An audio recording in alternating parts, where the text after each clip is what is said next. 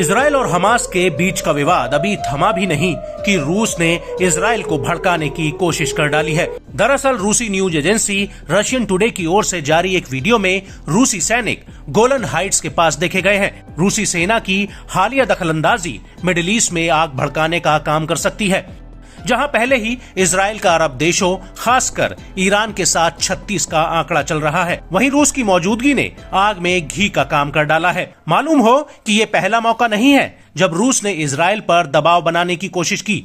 Gaza में हुई Israeli बमबारी का भी रूसी राष्ट्रपति व्लादिमीर पुतिन ने जमकर विरोध किया था। पुतिन ने इजरायली कार्रवाई को नरसंहार करार दिया था, मगर रूस की हालिया कार्रवाई इजराइल की सीरिया में बढ़ती हलचल के बाद दिख रही है। हाल ही में इजराइल ने सीरिया के दशमिक एयरपोर्ट पर भीषण बमबारी कर भड़काऊ कदम उठाया था, जिसकी रूस ने कड़ी शब्दों में निंदा की थी। वीडियो में देखकर अंदाजा लगाया जा सकता है कि रूसी सेना इजराइल को सख्त संदेश देने के मूड में है। वीडियो में गोलन हाइट्स, रूसी फ्लैग और रूसी सैनिक मोर्चे पर तैनात दिख रहे हैं। रूस ने वीडियो के जरिए इजराइल पर आक्रामक रुख अख्तियार कर संदेश दिया है कि वो किसी भी पल मौजूदा जंग में कूद सकता है। वो आसानी से इजरायली सीमा तक पहुंच सकता है। माना जा रहा है कि रूस इजराइल के जरिए अमेरिका को ललकार रहा है।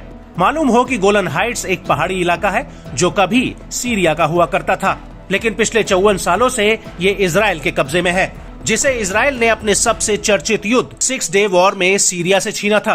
गोलन हाइट्स से सीरिया की राजधानी दशमिक महज 60 किलोमीटर दूर है।